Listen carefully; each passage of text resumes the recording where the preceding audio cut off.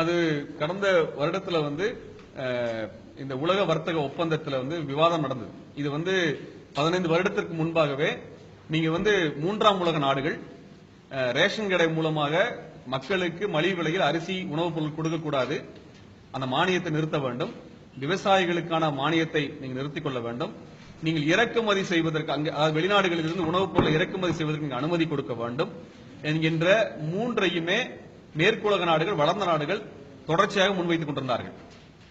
இதை இந்திய அரசும் உலகத்தில் இருக்கக்கூடிய மூன்றாம் உலக நாடுகள் அனைத்தும் சேர்ந்து எதிர்த்து வந்திருந்தார்கள். இதுதான் கிட்டத்தட்ட 15-20 வருடங்களாக நடந்த விவாதம்.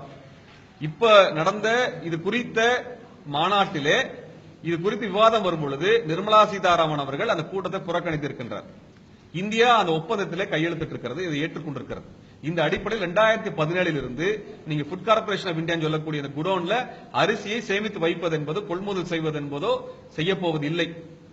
விவசாயிகளுக்கு மானியத்தை நிறுத்தி விடுவார்கள். ஆனால் வெளிநாட்டில் இருக்கக்கூடிய குறிப்பாக அமெரிக்கா எடுத்துட்டோம்னா அமெரிக்காவிலே அந்த விவசாயிகளுக்கு மானியம் கொடுப்பதை அமெரிக்கா நிறுத்தாது. ஆனால் நீங்கள் இங்கே இருக்கக்கூடிய விவசாயிகளுக்கு கொடுக்கக்கூடிய உர மானியமோ நீங்கள் மின்சாரம் சார்ந்த மானியங்களையோ நிறுத்த வேண்டும் என்பதை இந்திய அரசு ஒத்துக்கொண்டு வந்துவிட்டது. அது மட்டுமல்லாமல் இங்க ரேஷன் கடையில 2017க்கு பின்னாடி உங்களுக்கு அரிசி எல்லாம் கொடுக்க போறது இல்ல.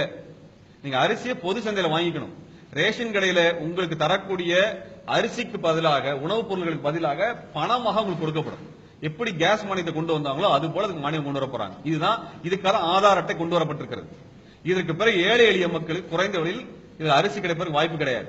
இப்ப என்னன்னா நீங்க இங்க அரிசி உற்பத்தி பண்ணுவீங்க, வெளிநாட்டிலிருந்து அரிசி இறக்குமதி செய்ய போறாங்க. அப்ப 2 பேர் இறங்கும் பொழுது அவர்கள் நம்மை விட மிக குறைந்த அளவிற்கு, வெளிநாட்டிலிருந்து ஒரு உணவுப் பொருளை கொண்டு வரதுக்கு ஒரு கிலோவுக்கு 15 பைசா தான் வருது. ஆக மிக குறைந்த விலையில் வெளியிலிருந்து கொண்டு வந்துட முடியும்.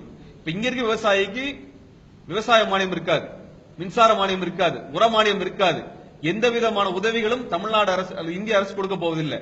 அப்ப அதிகமான கடன் சுமையில தான் விவசாயம் பண்ணி விளைபொருளை கொண்டு வரணும். அதை இந்த அரசு கொள்முதல் செய்யாது, வெளிநாட்டிலிருந்து இறக்குமதி பண்ணி மொத்தம் வைப்பாங்க.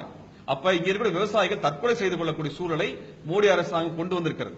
இது மோடி அரசாங்கத்தின் மீதான குற்றச்சாட்டு மட்டுமல்ல, இவருடைய பிரதான கட்சியாக இருந்த காங்கிரஸ் இதை குறித்து பேசவில்லை. பாராளுமன்றத்தில் 3வது பெரிய கட்சியாக இருக்கக்கூடிய அதிமுக இது குறித்து எதுவும் பேசவில்லை. இப்பொழுதும் அவங்க சொல்றாங்க உங்களுக்கு 20 கிலோ அரிசி தரப்போறோம், 30 கிலோ அரிசி தரப்போறோம், 100 கிலோ அரிசி தரப்போறோம் சொல்றதெல்லாம் பொய்.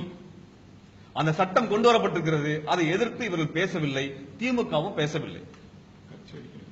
கட்சி அறிக்கையில் எங்கேயுமே இது குறித்தான இந்த உலக வர்த்தக சபையில கையெழுத்து போட்டதை பத்தி இதுவரைக்கும் பத்திரிகையாளர்களே சொல்லப்பட்டதில்லை. மிக ரகசியமாக மூடி மறைக்கப்பட்டிருக்கிறது, மிக ரகசியமாக மறைக்கப்பட்டிருக்கிறது. இவங்க பொது விநியோகத்தை முற்றிலுமாக மூட போகிறார்கள்.